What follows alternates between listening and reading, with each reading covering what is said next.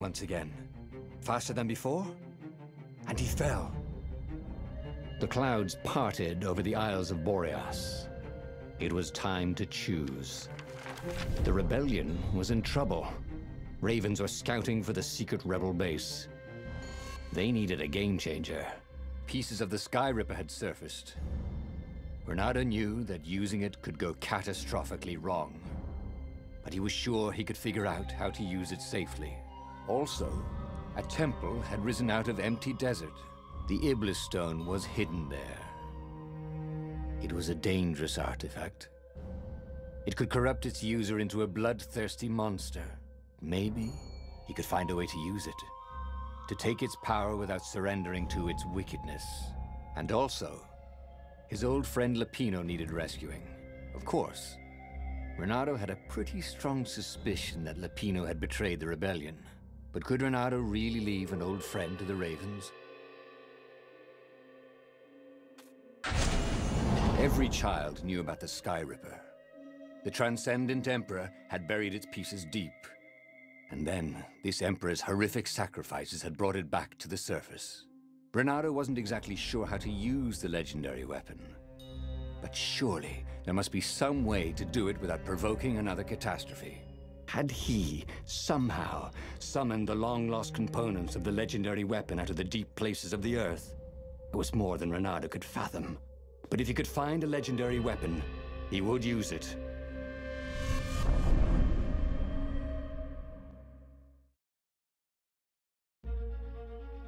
As he set foot on the island, Reynardo couldn't help feeling a bit curious. Was Lapino still waiting to be rescued? No. He was probably drinking champagne with the ravens. Did ravens drink champagne? Did rabbits? Reynardo felt oddly thirsty, come to think of it. Why had he chosen the Sky Ripper? Reynardo never made plans that required constant vigilance. He was a hero. He didn't think too much. He just went with his gut and hoped it all worked out. The Sky Ripper was a long shot. He'd have to devote himself to it. No side journeys, no rescuing old friends. That was against his nature. Could he stick with it?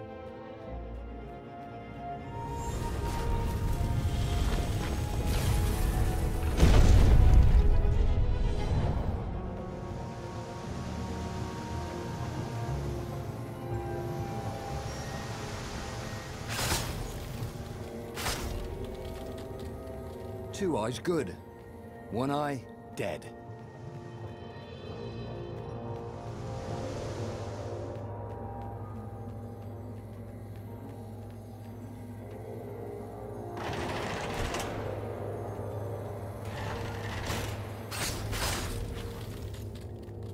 The people who had built this castle, did they even know what monstrous weapon lay hidden within their wall? As the Transcendent Emperor had fought the lost gods, thousands of thousands had died. But Reynardo had been through wars. The only merciful war was a short one.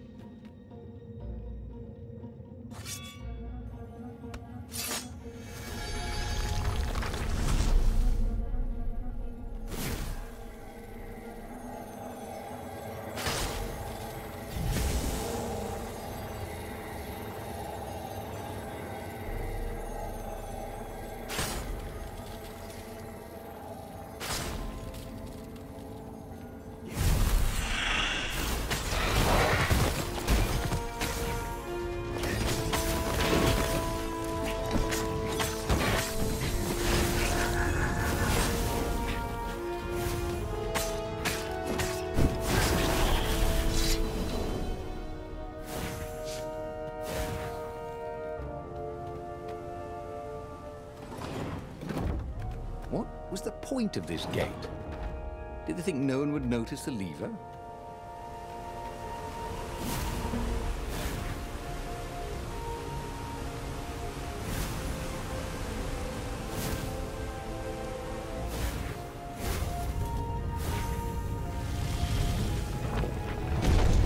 There it was. Skyripper's armature. The stuff that dreams are made of. Engineers' dreams, anyway. The device was intricate. No one alive had the skill to make a thing like it. How was it part of a weapon at all? He'd have to ask a scientist. But first, he'd get the second piece. Skyripper had a heart. A core that had come to rest on the next island. Well, there was another island he could reach. Zenobia had just invaded it with her father's Raven battalions. She must be encamped there still. But fighting Zenobia now, that made no sense at all. He'd already sacrificed one friend to get this. She would find him.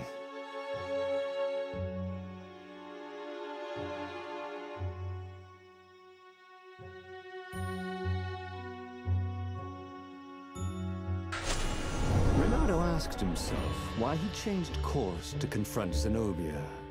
He'd no idea. Sometimes he would just do things, and he could never figure out why he'd done them. Usually, they worked out. After all, he was a hero.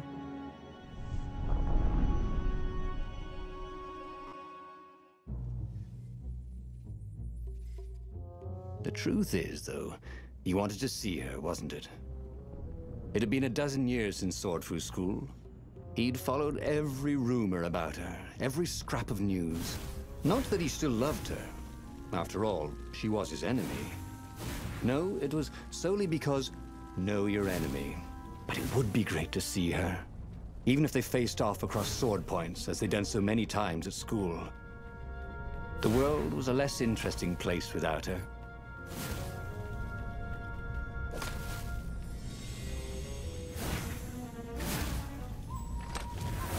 Once, Reynardo had opened a chest, and a jack-in-the-box jumped out. Jack-in-the-boxes, they gave them the Wiggins.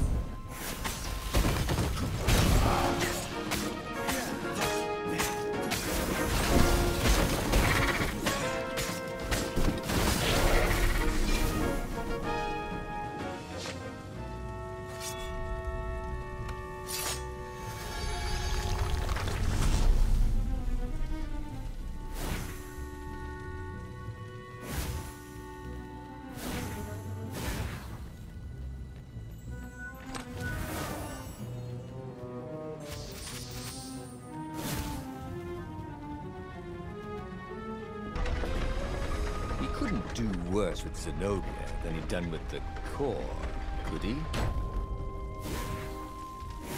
Gogglers. Reynardo hated gogglers. It was almost impossible to sneak past them. If one didn't spot you, another one would.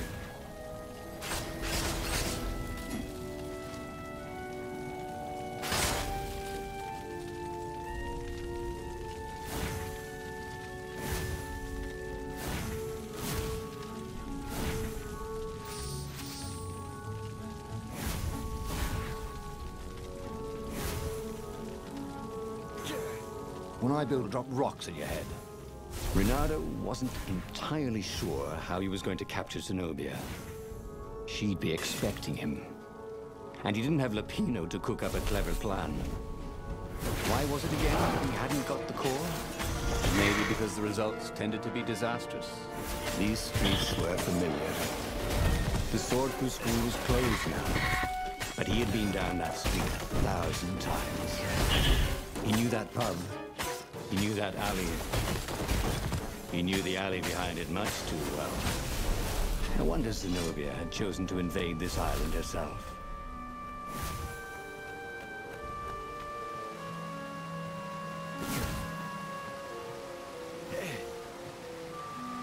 Reynardo slinked through Zenobia's ship, making no sound at all. Where were her guards? Finally, he reached her bedroom. She was curled up on her bed. Oh, he'd forgotten how beautiful she was. How sleek, how soft. He tapped her on the shoulder with his sword.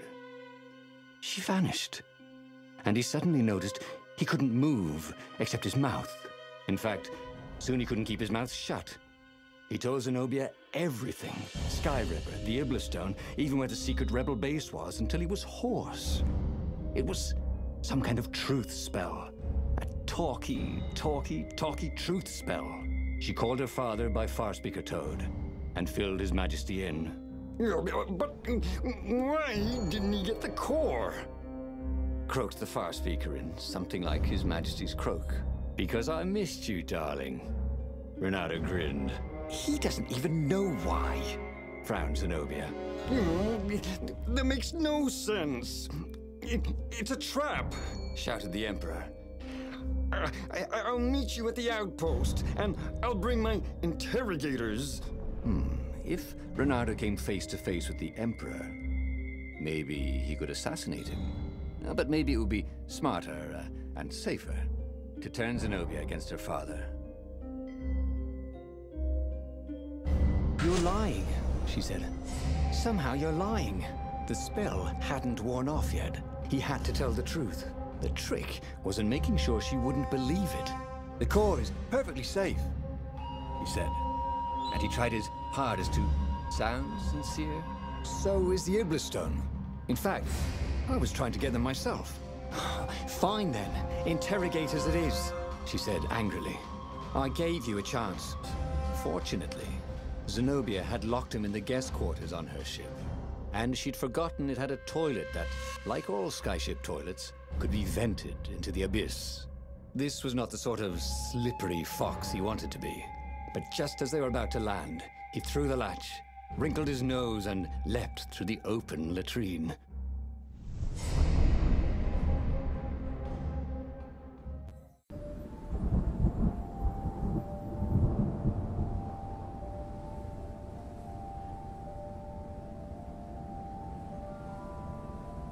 It was a short, safe landing. At least this part of the Nexus hadn't changed too much. Zenobia had been taking him to the Imperial outpost. She'd never expect him to go there by himself. Well, maybe she would. You never knew with her.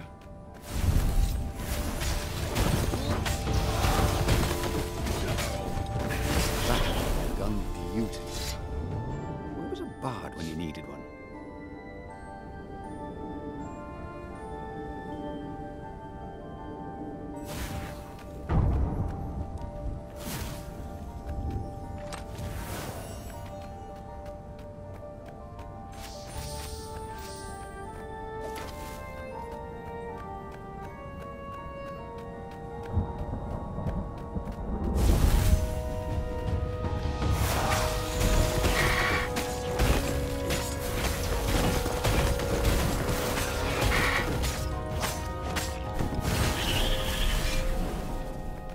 Reynardo knew Zenobia, and Zenobia knew him. She'd suspected a trick. Now he'd vanished. She would probably guess that was his plan all along. Perfect. Maybe she wouldn't use the Sky River. At least not without taking it to the scientists at the observatory first. Meanwhile, the Emperor would be coming to the outpost personally. This could be good. Giving the Emperor all of the rebellion's secrets hadn't been quite the disaster he'd thought. It had drawn the Emperor out of the safety of his fleet. Reynardo could sneak into the outpost, and in a few sword strokes, he could win the war. But the Emperor would be surrounded by his elite guard. Reynardo wondered if there was anything he could say that would confuse the old toad even more. Use word instead of his sword?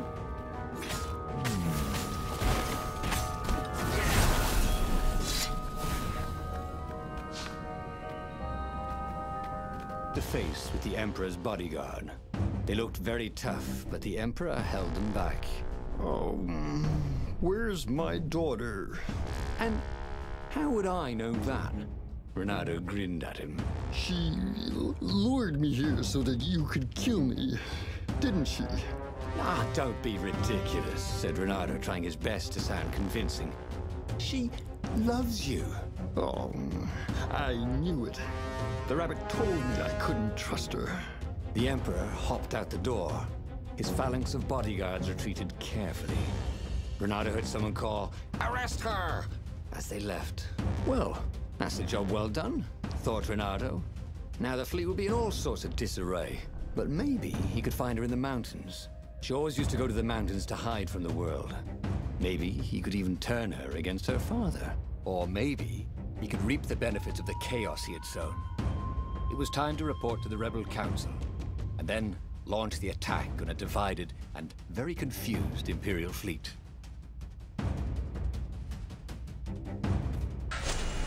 Reynardo was very proud of himself.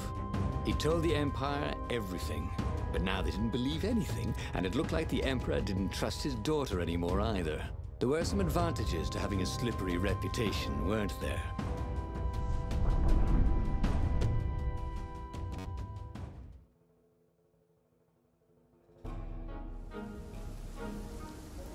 Reynardo wondered if he'd really fooled the Empire. He guessed he'd know soon enough. If the skies darkened with 1,000 dropships, then he'd know the Empire believed his map of the rebel base's secret location. They certainly seemed to be looking for it. There were ravens everywhere. But where weren't there ravens these days? He thought about Hypatia. Oh, she'd been an amazing rabbit. She could talk to him about comics, and talk to her son about history and battles, and talk to scholars about the ancient tomes hidden deep in the vaults of the Library of Ubar. Oh, Reynardo really missed her.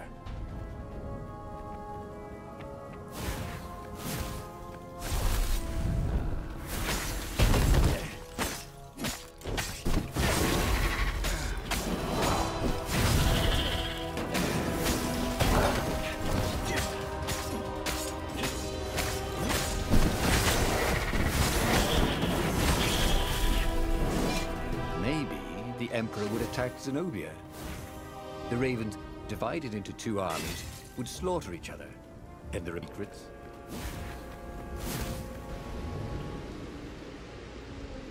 This would be the perfect place for a tic-tac-toe board.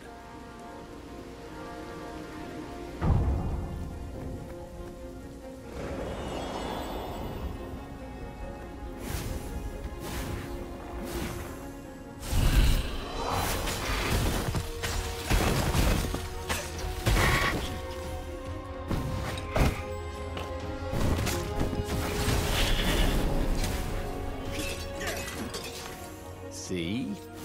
It was actually very fine weather, except for the occasional shower of ravens. And no one was burning the ruins down with the mighty power of a god's eye. If the Empire believed anything he'd said, they certainly weren't showing it.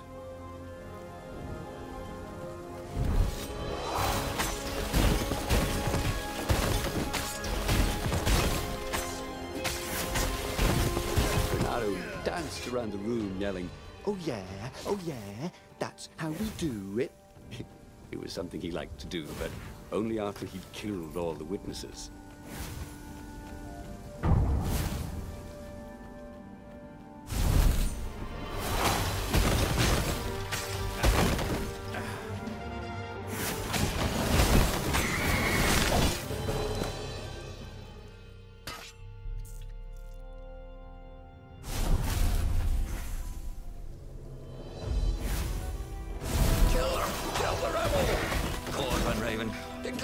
Eat the rebel! Caught another.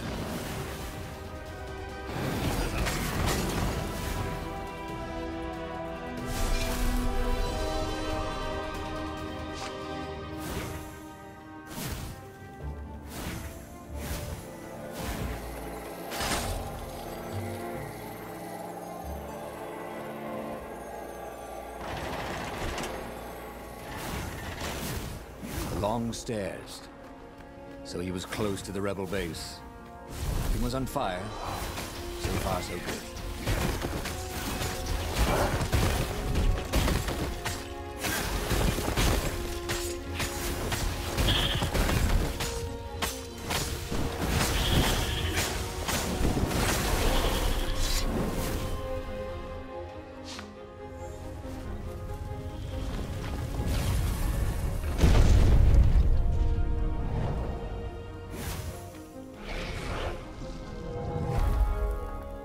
As he told his hilarious adventures to the rebel council, he began to realize they weren't laughing. Just staring at him with those big bug eyes. Zenobia let you escape? Asked the speaker. How do we know you're not a double agent? Then I wouldn't tell you about her at all. Maybe you're trying to sound like an idiot, so we don't realize how clever you are, croaked the speaker. No, I promise you, I really am that much of an idiot, Reynardo was about to say when a half-dozen Imperial ships began to bomb the base. He's betrayed us, croaked the toads, and Reynardo decided it would be good to be somewhere else. He boarded the Farfarer and got out of there. The wind ruffled Reynardo's fur the wrong way. So, the rebels thought he was lying too? Because a half-dozen lousy dropships had probably just tripped over the rebel base? Okay, technically, he had betrayed its location, but not willingly. And he'd made up for it, hadn't he? Then, something exploded. A cannon shot. The Farfarer plunged out of the clouds. The rebels had hit his ship. As the Farfarer plummeted towards the abyss, he launched himself into the sails of an Imperial ship.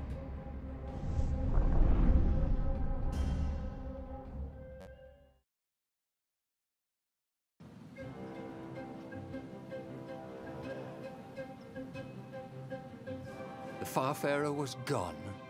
It had been a beautiful ship, and fast. He could do the Kestrel run in 12 furlongs, or so the salesman had told him. He would show them. He would be the hero of the final battle. They'd know whose side he was on then. That's what it meant to be a hero. To go on fighting, even when both sides were trying to kill you. The portal was heavily guarded. Let's go someplace they really didn't want it to go.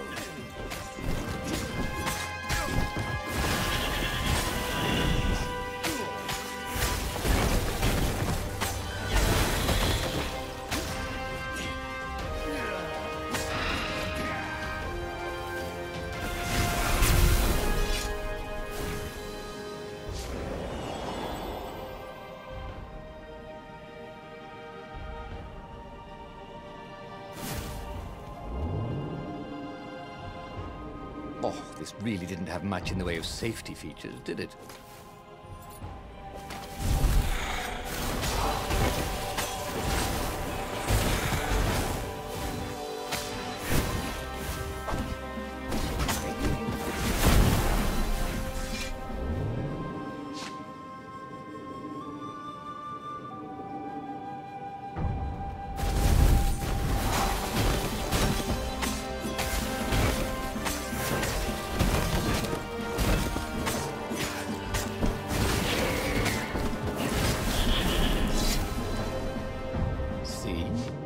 Rebels were fighting ravens everywhere, and not a super weapon in sight.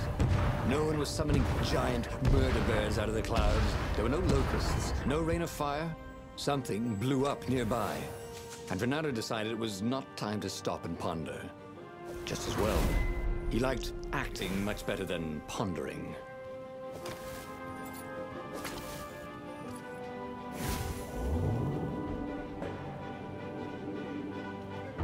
So, who's your next of kin?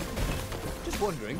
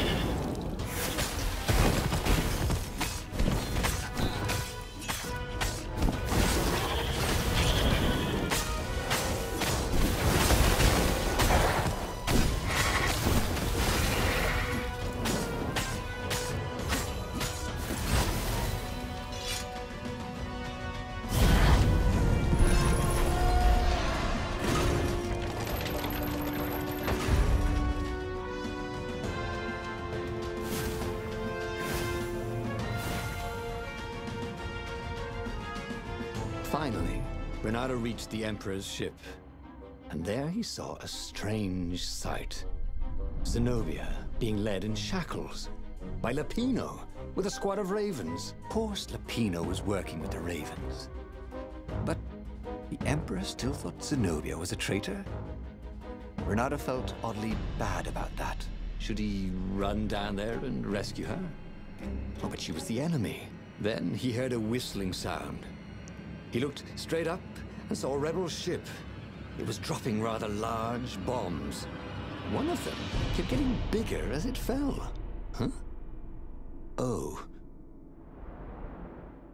He should go back to some of the choices he'd faced before. Maybe there were new paths that had opened up, like those doors he was opening up all over the map that took him to new treasures and around his enemies. And he hadn't learned anything new this time. He'd done the same thing twice, yet expected a different outcome.